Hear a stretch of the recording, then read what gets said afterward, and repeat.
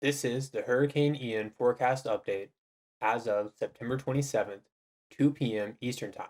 Looking at the latest forecast trend since last night, we can see that this forecast cone has shifted a bit eastward from the National Hurricane Center. Looking at the latest forecast, we can see it is now expected to make landfall maybe just south of Tampa Bay. If you are anywhere in the forecast cone, you should be on alert as this may shift in between now and landfall. And even if the storm does not landfall over your specific area, there may be many impacts away from the center of Ian. Looking at the model output, we can see one run from the Euro model. This just gives you an idea of the overall storm structure as it's going to make landfall on Florida. It looks like most of that rain is going to be on the northwest side, probably the northwest half of Ian, but that doesn't mean that's the only area that needs to be concerned. Storm surge will be felt especially on the south and eastern sides of Ian, and again on the southeastern sides of Georgia, South Carolina, and the northern tip of Florida. Now, as we can see at the rainfall output, this is where freshwater flooding is going to become an issue here across the basically middle third of Florida. Two models here that are both predicting anywhere from 10 to 15 inch bullseyes near Tampa Bay and just north of there. And from the official forecast from the Weather Prediction Center, we can again see a large swath of 7+ inches with an even tiny bullseye of 15+ inches. Now, again, this may change. The specifics are not vital to the forecast, but what you should know is a large area of freshwater flooding may occur as the storm makes landfall. Looking at the surge forecast, we can see the main surge impacts are expected along the western coast of Florida. What cannot be ignored is the possible impacts on the northeastern coast of Florida, as well as the southeastern coasts of Georgia and South Carolina. This is going to be very important as we move through not only the landfalling hours, but especially after Hurricane Ian has crossed Florida, as we may see continued impacts Friday and Saturday. Another potential hazard with Hurricane Ian will be the possibility of tornadoes. We have already had a few tornado warnings appear in South Florida as these rain bands have moved on shore.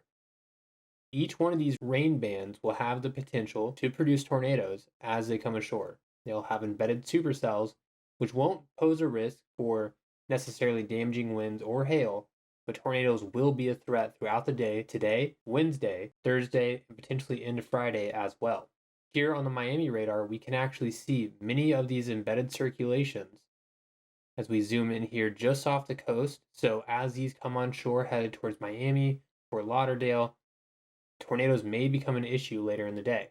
Another band coming onto shore as we speak is located just north of the Florida Keys. These are just the outer rain bands of Hurricane Ian, as the eye is still located nearly 100 miles southwest of Key West.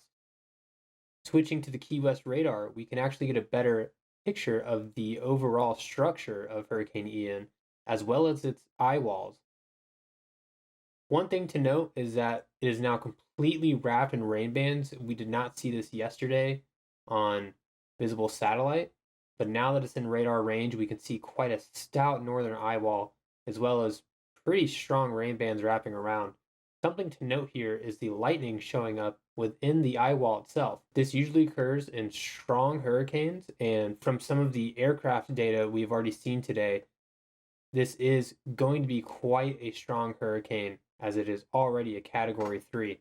Again, as I mentioned, these embedded circulations, I'm seeing two right now over the eastern Gulf of Mexico, as they are showing up quite well on our velocity mode here. And these will continue to be an issue, along with heavy rain, damaging winds, and surge. One last thing we can look at here is visible satellite. This gives us another idea of what the storm looks like, where it's going, and what it's doing currently. Again, we can see here that the storm is very strong. It's clearing out its eye, indications of a very strong hurricane that is continuing to move to the north. Now, the specifics of the track will change. The track may move more north, it may move more south. Wherever you're at in Florida, you need to pay attention to the local evacuation orders. And if you cannot evacuate or are choosing not to evacuate, to have a plan and let your loved ones, family, friends, neighbors, let everyone know what your plan is.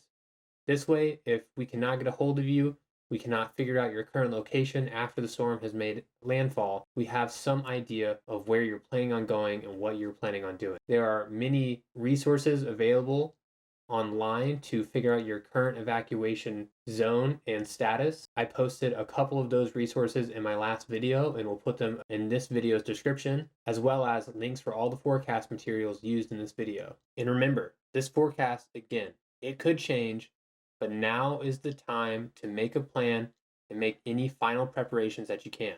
If you're still planning on evacuating, you still have time to get out of town.